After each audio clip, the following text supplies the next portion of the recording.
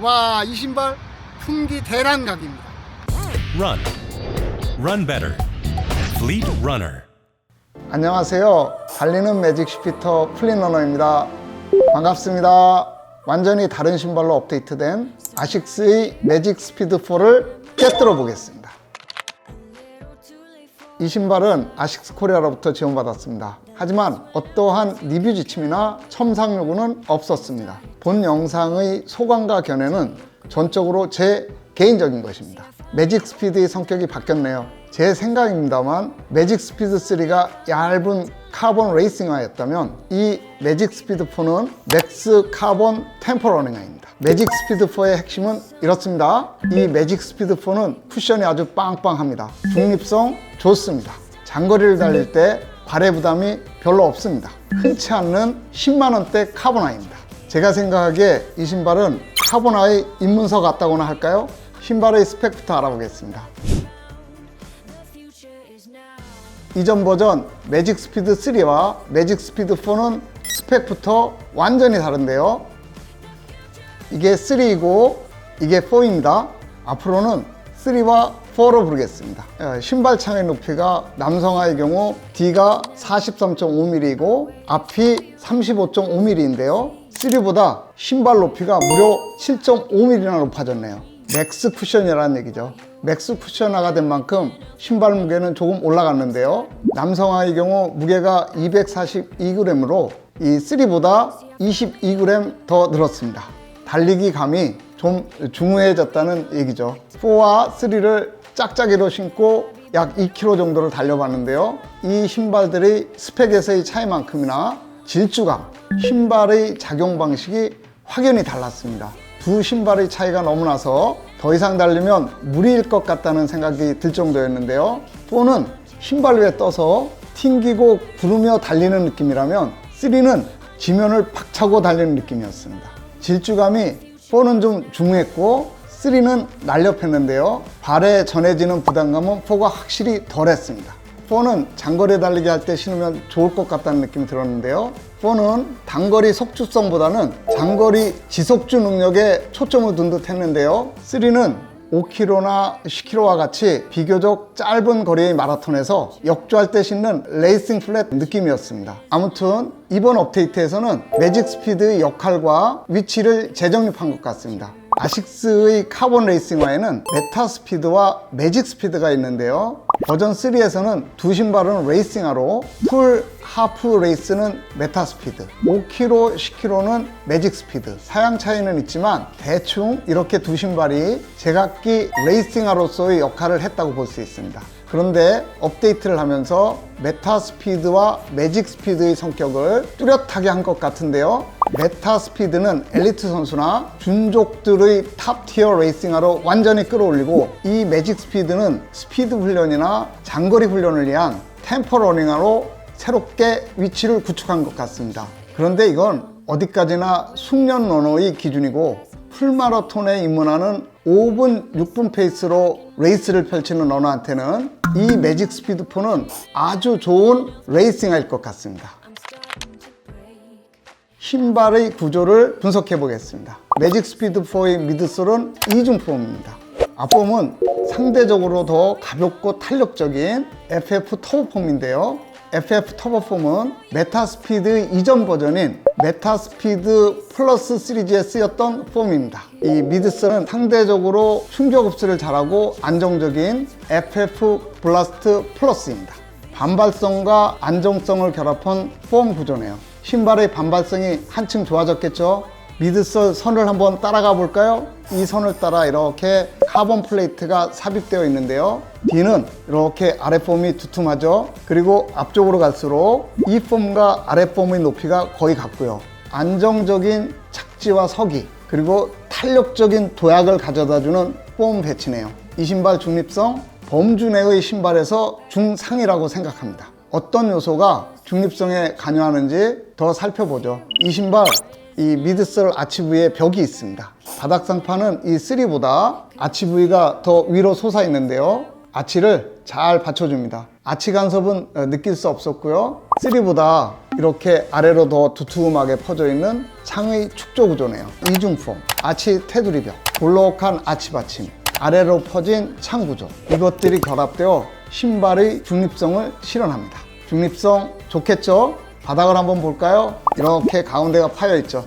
3보다 범위가 더 넓은데요. 맥스 쿠션으로 늘어난 무게를 그래도 최소화하려는 의도인 듯 합니다. 아웃솔은 얇은 아식스 그립을 이렇게 거의 전면에 부착했네요. 비 오는 날에도 달려봤는데요. 접지력 좋았습니다. 인솔은 이 미드솔에 부착되어 있고요. 인솔 슬립은 없었습니다. 어퍼를 한번 보겠습니다. 어퍼는 3에서는 탑티어 레이싱화에서 쓰는 가볍고 지지력 좋은 모션 랩을 썼었는데요. 4에서는 그보다 신축적인 엔지니어드 메쉬로 바꿨네요. 두툼해진 신발 하부와 밸런스를 맞추려는 의도인 듯 합니다. 통기성은 괜찮았습니다. 신발혀는 3와 같이 얇습니다.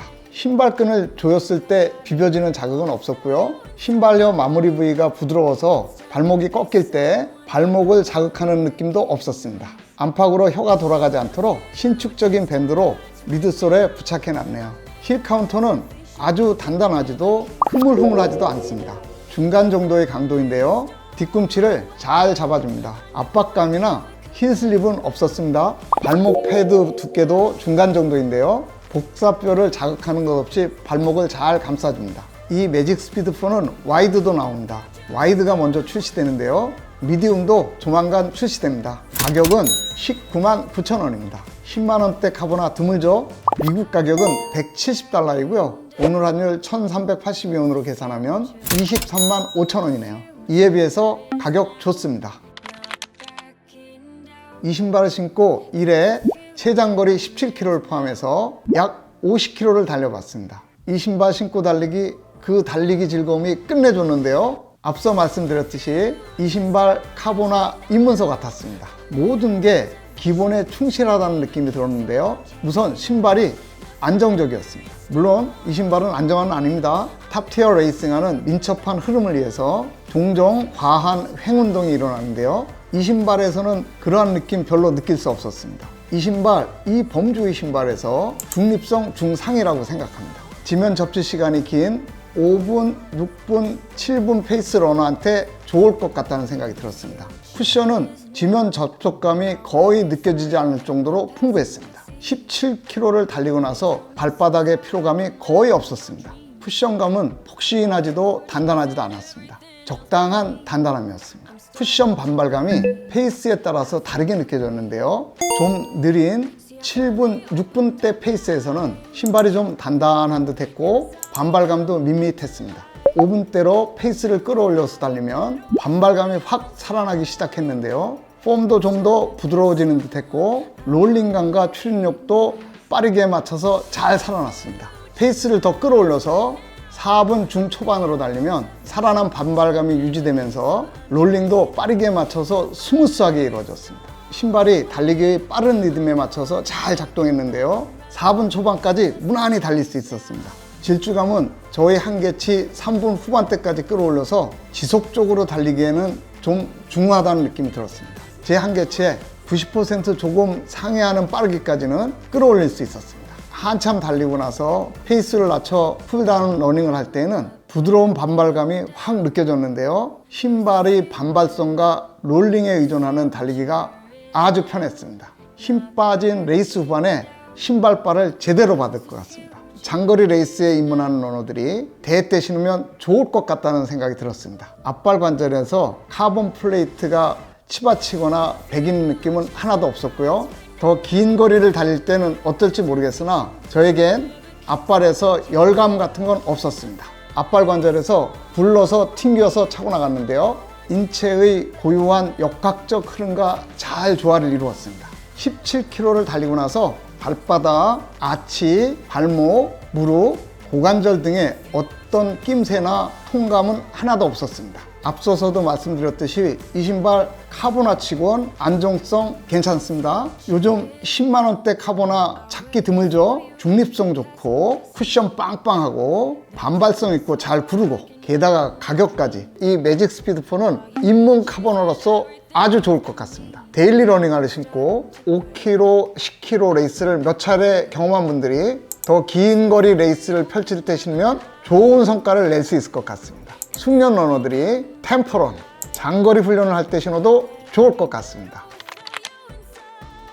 저는 아식스는 주로 미디움 255mm를 신는데요. 이 신발은 아직 미디움은 입고되지 않아서 와이드 255mm를 신었습니다. 길이는 괜찮았는데 앞발에서 살짝 여유가 있었습니다. 주로 미디움 270mm를 신는 토니 슈테스터와 주니 슈테스터의 의견은 어떤지 들어볼까요? 우선은 이 매직 스피드라는 신발의 종류 자체가 레이싱화로 나왔다 보니까 일반적인 트레이닝화의 발볼하고 조금 달라요. 이 제가 착용하고 있는 매직 스피드 4 와이드 제품이 제가 느끼기에는 한 싱글 2 정도 느낌으로 좀 느껴지고, 그러다 보니까 저처럼 완벽하게 D 발볼인 분들께는 미디움 발볼에서 신발을 신는 게 더 좋을 것 같고요. 저희 플릿러너에서 신발 사이즈 혹은 또 발 사이즈를 측정해 보신 분들 중에 싱글 2가 나오신 분들은 이 신발의 특성 때문에 보통 발볼 그리고 넓은 발볼 양쪽 다 신어 보시고 사이즈를 선택하시는 게 더 좋을 거로 생각이 듭니다. 종합해보면 이 신발은 플릿러너 사이즈, 슈피팅 시 보정 사이즈 그대로 신으면 될 듯 합니다. 그리고 플릿러너 사이즈가 없는 분들은 주로 신는 레이싱화의 너비와 길이를 신으면 될 듯 합니다. 어퍼의 소재와 신축성에는 조금 차이는 있지만 이전 버전을 신었던 분들은 같은 너비의 같은 길이 사이즈를 신으면 될 듯 합니다. 하지만 사이즈는 매장에서 꼭 신어보고 정하시길 바랍니다. 사이즈는 우리 각자의 발의 볼륨, 신는 패턴과 취향, 촉감 등의 개인 차이가 있죠. 이 니비의 한계는 누적거리 50km, 1회 최대 거리 17km, 최대 페이스 1km 4분 2초, 동네 달리기 28년, 61세 판매자입니다. 사람마다 단련도, 체감도, 발 특성, 견해 등의 개인 차이가 있죠. 한 러너로서의 착용감과 소견일 뿐입니다. 이 영상에는 이 신발을 판매하는 자로서 다분히 저의 주관적인 느낌과 의견, 일방적인 주장이나 편견이 내포되어 있습니다. 가려서 정보를 취하시기 바랍니다. 이 영상이 운동 목적과 내 발에 맞는 신발을 찾는 데 도움이 되길 바랍니다. 즐거운 달리기 하세요. 감사합니다. 햄! Run. Run better. Fleet Runner.